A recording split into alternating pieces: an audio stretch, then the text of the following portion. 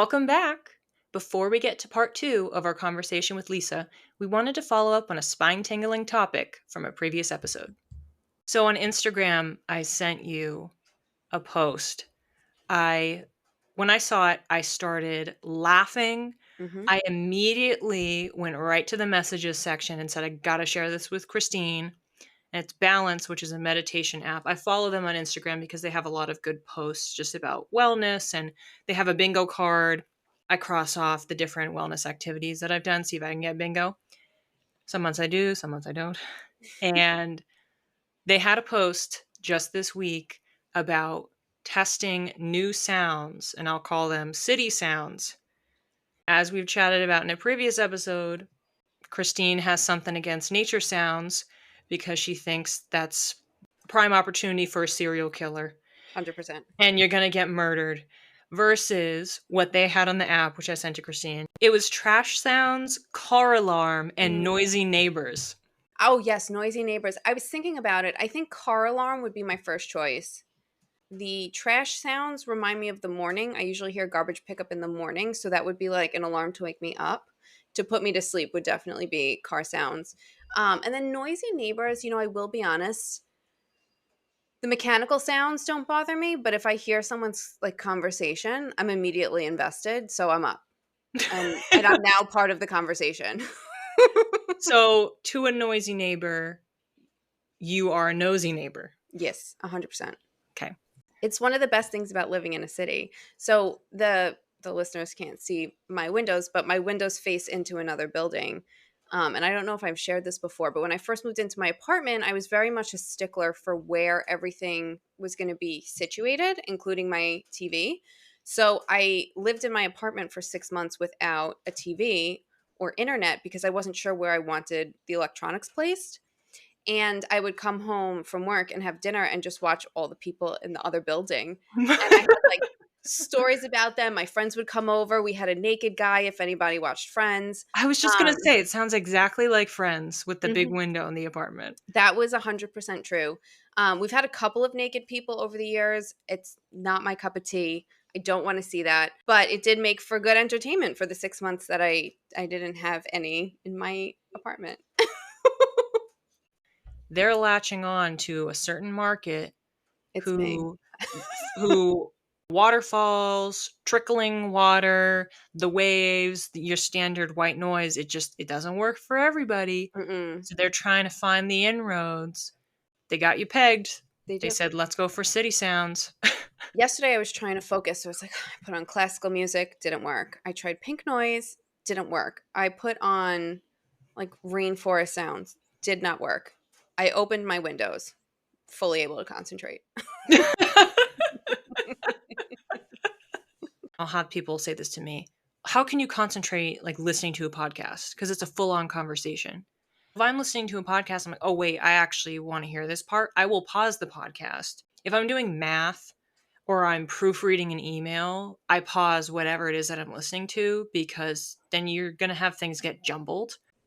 You're not going to find me sitting at my desk saying I'm trying to concentrate and I'm listening to water falling. Right, right. Even though I like that, that would be more if I was using it to fall asleep Mm-hmm. than listening to, honestly, pretty much anything with water I like. No, I like that.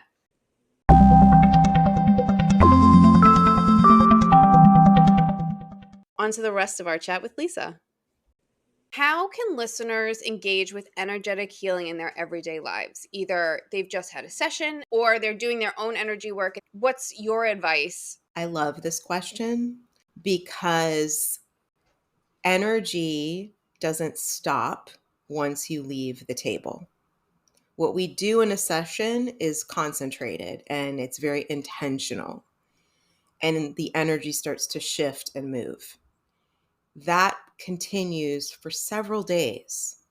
One thing that I really pride myself on, and I think this in part comes from growing up on the corporate side, going to spas, going to wellness spaces, I give all of my clients rituals that they can practice in between sessions as they need, or whenever they feel called to practice. For example, I may teach my client a quick breath work that they can do at home.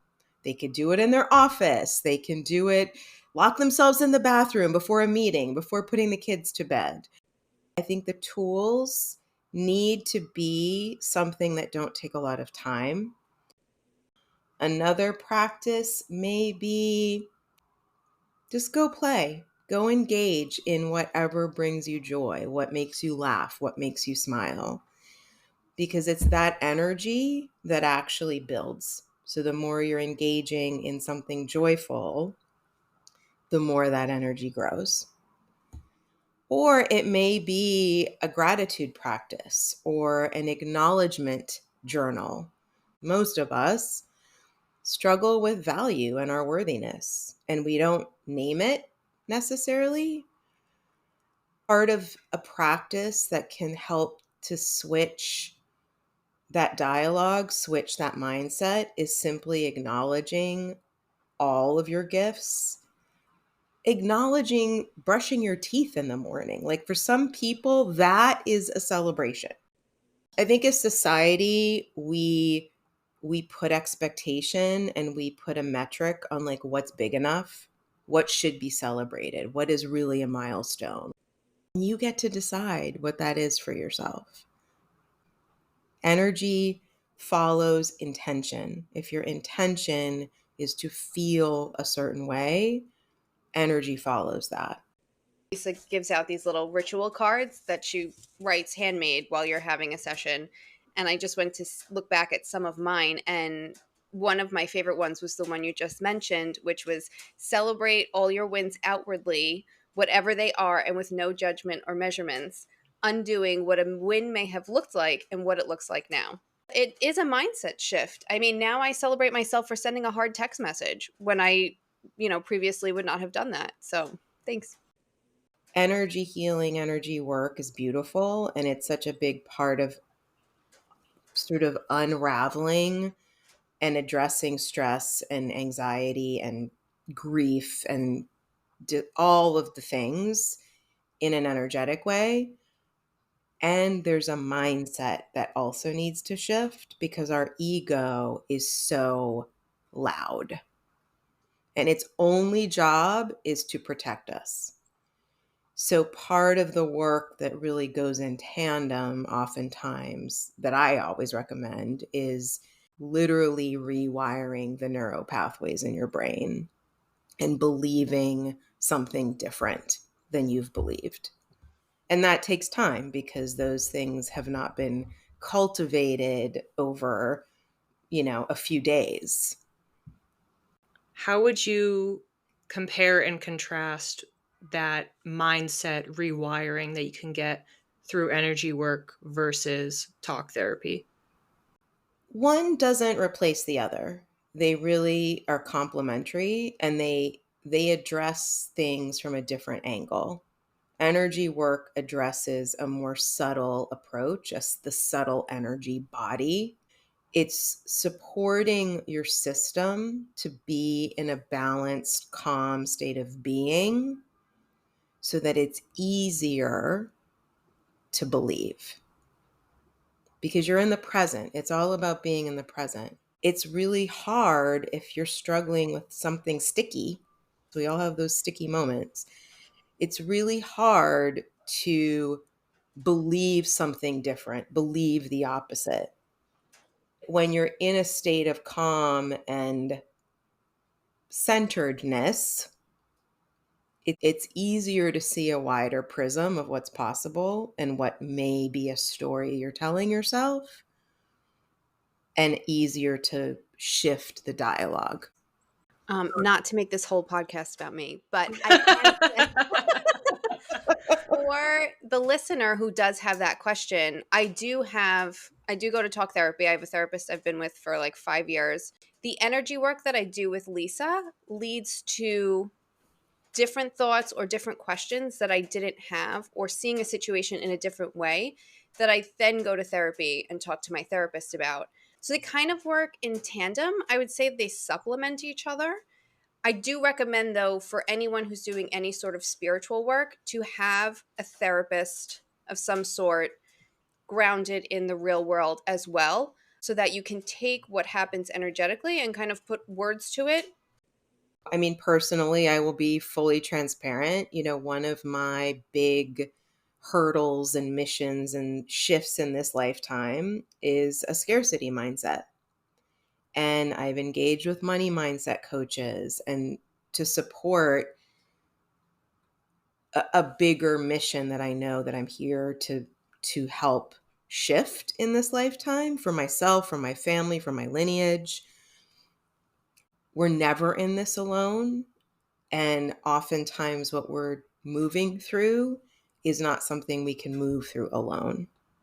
And it's okay to ask for help. It's okay to ask for support and to find the people and the resources that can hold space for your experience, whatever that is.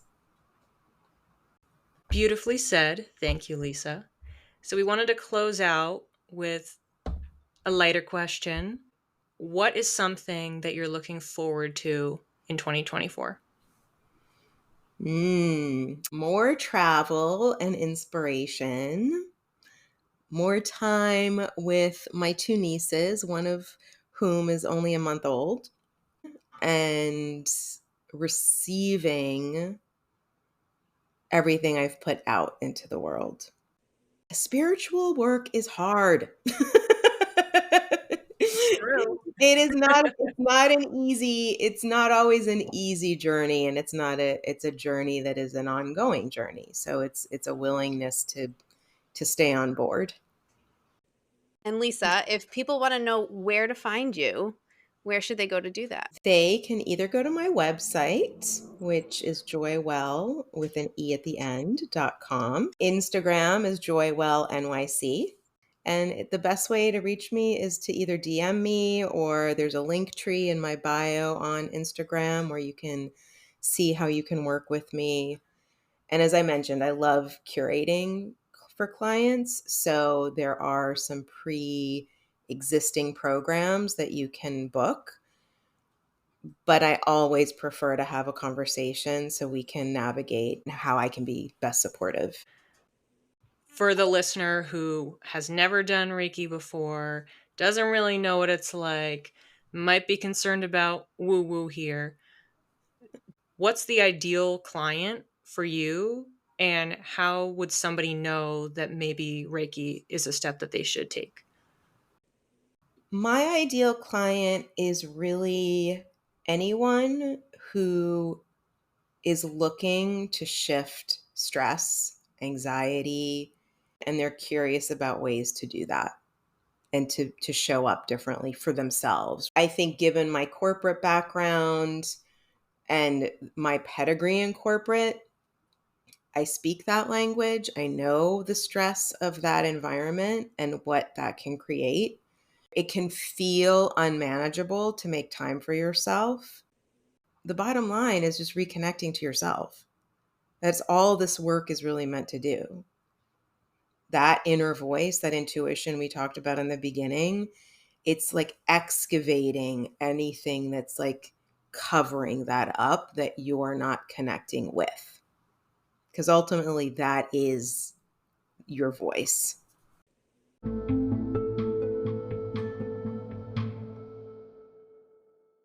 Today, we are going to have Lisa channel messages for the collective, for you, our listener, so that you guys can get a taste of her amazing intuition and feel what it's like to do some energy work with her. So with that, I'm going to give Lisa her space and let us know, what should the listeners know this episode? So, as soon as I asked the question of what the collective needed to know, I was brought to this carnival / circus scene, like this outside environment, and like kids are running around and everyone is laughing, and like it's pure joy. Part of why I'm seeing this is there's a tension in the air. There's like a heaviness in the air. It's feeling like a little bit oppressive for a lot of people. and almost like suffocating. I can literally feel my throat closing up as I channel into that. And I think that feeling of suffocation, that feeling of density can create a lot of anxiety. And it can cause people to react very quickly, to sort of do something maybe they don't want to be doing or shouldn't be doing or saying. Part of why I'm seeing this like very fun filled, joy filled scene and people engaging in the rides and the giant cotton candies. And I'm just seeing like giant lollipops. Like it almost looks like a Willy Wonka scene because it's so vibrant, is to play, to laugh, to actually emote in a healthy way. It allows your throat chakra to open. It's also like vibrational energy healing because we are energy, as we've talked about this whole episode. The message is really to lean in to the emotions, lean into the expressions, lean into the activities that actually bring you joy and allow you to emote the joy as a response to those moments of heaviness, those moments of tension, and not as a means of pretending the tension isn't there, but it's like a ripple effect. It's almost like a wave. And I see the ripple of the water, and it's like one person creating that vibration. It changes the density of that energy. It's like a black cloud. It's like the light starting to shine through. And people can tune back into hope. They can feel hope. Lean into joy like you did as a child and no one was looking. You're trying to have our listeners be mischievous. Well, I'm all about being sassy. Lisa, that was awesome. And for the listener, when we're recording this episode right now, only like 2 of our episodes are out. Renee and I kind of made eye contact while you were reading because every reading we do somehow has like food involved or like sweets of some sort. And you were like, cotton candy, lollipops. And I was like, oh, yep, this tracks. So if the listener is wondering, it's not just us. We've brought a person in who has no idea what's been going on, and she sort of saw the same thing as well. We're a treats and food obsessed podcast about intuition. Yeah. Lisa, it was just a real treat and a real joy to have you here. Haha. I mean, it was a perfect pun. You had to go there. Well, thank you both for having me and for sharing your energy with me and giving me this platform to share with your beautiful audience. And I hope that I've inspired wisdom and curiosity and wonder and all of the beautiful things.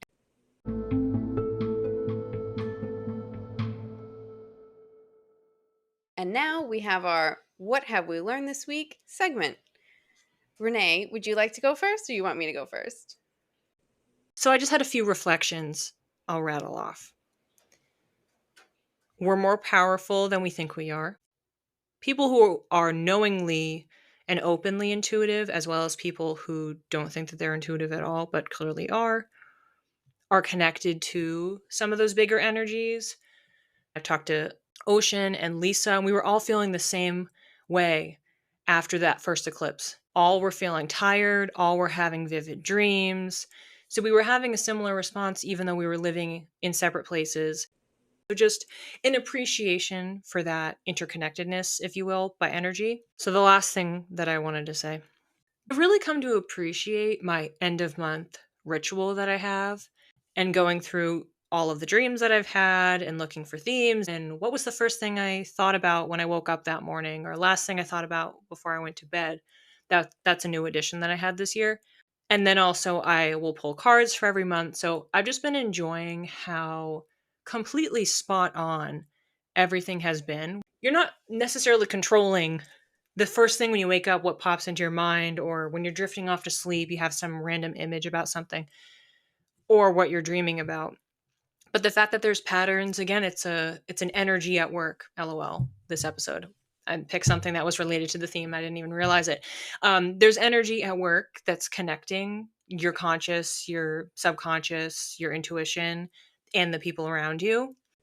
We're 4 for 4 with every month. I pull the cards and I'm shaking my head and I'm laughing because it feels so true to exactly where I am at that moment. And what I am intuiting is what's coming next.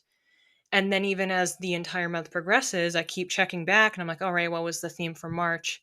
And I'm laughing at it. I'm like, I can't believe those are the cards I pulled. That's the stuff I was journaling about when I didn't know what was coming. And that was so aligned. The more that I have these different tracking tools beyond the ones that I've used over the last few years, the more I'm just seeing so much more connecting to itself in a very intricate web. It sounds like you're just really reflecting on the proof that we are all one. And of course, I watched a documentary about that last night. So no surprises here. Well, what I learned this week, Lucky Charms are not actually discontinued. And I don't think anyone else heard this rumor except me. And then I spread it and then had to backtrack. I had a breathwork session with Lisa, who we had on the show today. During the session, I was prompted to go back to a really happy memory. That was, of course, Friday nights at Blockbuster, getting to pick out a movie and a snack and go home. For some reason, Lucky Charms popped up. And after the session, I was like, I'm going to go to the store and get Lucky Charms. And I went to 3 stores and there were no Lucky Charms. So I was devastated, probably didn't need the sugar at 9 o'clock at night. I then told my family about this past weekend, and they were like, oh yeah, Lucky Charms have been discontinued. I was in an uproar, didn't double check it, texted everyone, and I was like, that's going to be my fact for this show. 10 minutes before we start recording, I Google it just to double check. Lucky Charms are not discontinued. You can get them at Fresh Direct. I'm going to order mine to come this week. I don't know who started that rumor. It was someone in my family. And maybe the thing that I learned this week is you cannot trust anything my family said. This is the second time, potentially third time, you've potentially spread on this podcast 2 to 3 lies. We will call them rumors. So you're welcome. You can still get Lucky Charms. This is a PSA. Do your research and fact check. Thanks for listening. If you'd like to learn more, the resources we used to prepare for this episode are listed in the show notes. You can reach me, Christine, at Channeled by Christine with 1 L on Instagram. And you can reach me, Renee, at _read by Renee, or connect with both of us via email at synergytosynastry@gmail.com. Keep your spirit curious and your aura sparkling. We'll see you when the stars next align. Wait, she's on mute now. It's coming on Christine. It's from Christine. Okay. Is it the rain on your air conditioning, maybe? Yeah, which you can hear from let me go in the bathroom really quick. Maybe you won't hear. Gosh. Does it sound better now? You sound kind of quiet. Maybe it's just the acoustics of the room. I don't know. I'm on the pink microphone. We don't talk about that microphone. It looks like it's pink, and I hate that I got pink. I mean, I'm not going to tell you what it looks like from my end. That's her point. She bought it and she sent me a picture and she was like, I have so many regrets. I shouldn't have bought the pink microphone.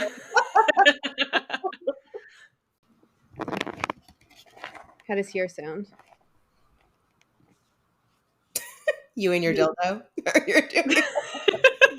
Wait, my fucking microphone's not connected. That's why. Well, that's probably why it's muffled. How is this even happening? Oh my God.